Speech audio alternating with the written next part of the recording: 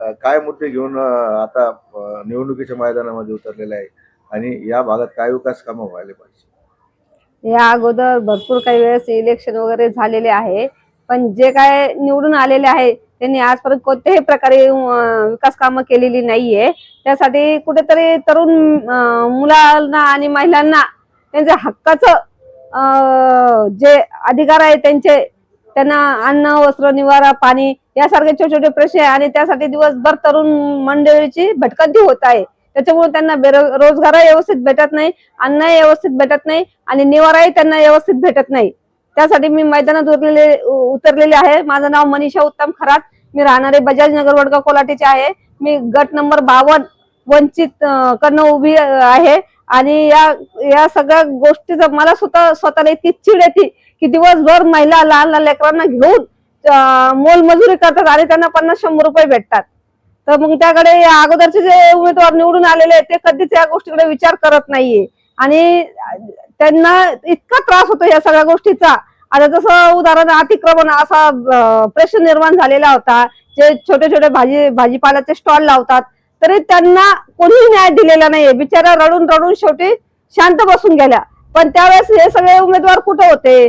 ज्यांना इलेक्शन लढवायचे होते, ज्यांना खरंच समाजासाठी काहीतरी करायचं होतं, त्यांनी असं कोणताही मार्ग या दुर्लक्ष केलेलं आहे आणि कोणत्याही समाजाला, कोणत्याही कुटुंबाला त्यांनी आजपर्यंत न्याय मिळवून दिलेला नाहीये. बरं, आता जे बेरोजगार झालेले महिला, युवक त्यांचं घर उद्ध्वस्त गेले, त्यांचे दुकान उद्ध्वस्त झालेले आहे. अशांना तुम्ही काय रोजगार मिळवून देणार आहे का निवडून आल्यानंतर?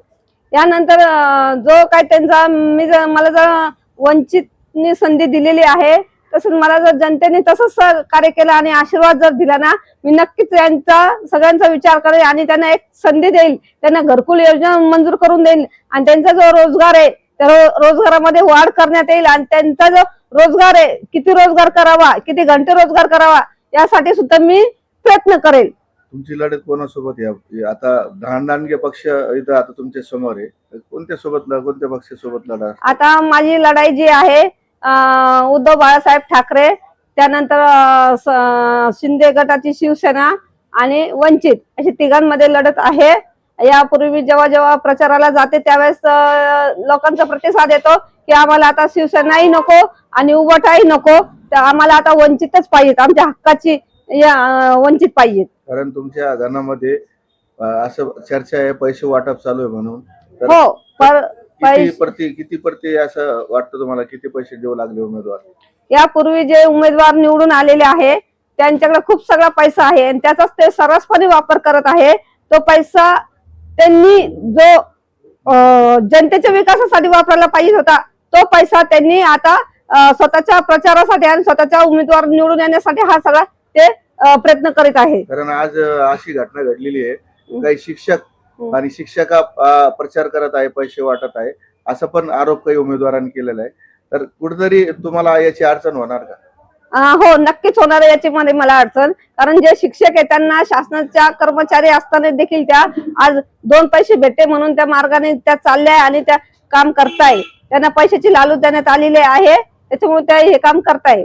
तुमचं काय पक्ष आणि तुम्ही काही निर्णय घेणार आहे का, तक्रार वगैरे करणार आहे का? मी शिक्षकाविरुद्ध माझ्याकडे व्हिडिओ आलेले आहे, माझ्याकडे सगळं रेकॉर्ड वगैरे त्यांच्याकडे आलेले आहे. पण निवडणूक झाल्यानंतर मी नक्कीच याकडे लक्ष देणार आहे आणि कायदेशीर कारवाई करण्याचा मी प्रयत्न करणार आहे. मतदारांना काय आवाहन करणार आपण?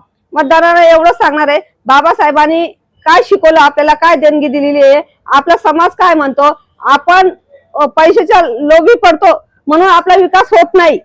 आपण पैशाच्या मागे न पडता आपला विकास कसा करून घ्यायचा उमेदवाराकडनं याकडे जर आपण लक्ष दिलं तर एक दिवस आपला समाज नक्कीच सुधारेल ही मला आशा आहे. उद्या 5 तारीख आहे. उद्या 7 वाजता सुजयदादा आंबेडकरांची सभा होणार आहे पंढरपूर येथे रांजणगाव रोडला. तर माझं एकच आव्हान आहे जनतेला, सगळ्या चळवळीतल्या जनतेने उद्या सभेला यायचं आहे. आपले सुजयदादा उद्या येत आहे आपल्या भेटीला, सगळ्यांनी त्यांना ऐकण्यासाठी, पाहण्यासाठी आवर्जून यायचं आहे उद्या संध्याकाळी 7 वाजता. माझं नाव मनीषा उत्तम खरात. मी राहणार वडगाव कोल्हाटी, गट नंबर 52. बटन नंबर माझं 3 आहे. माझी निशाणी आहे मेणबत्ती आणि माझ्या गणामधील जी महिला आहे मीरा जाधव तिची निशाणी आहे गॅस सिलेंडर, तिचा नंबर आहे 3 नंबर. धन्यवाद.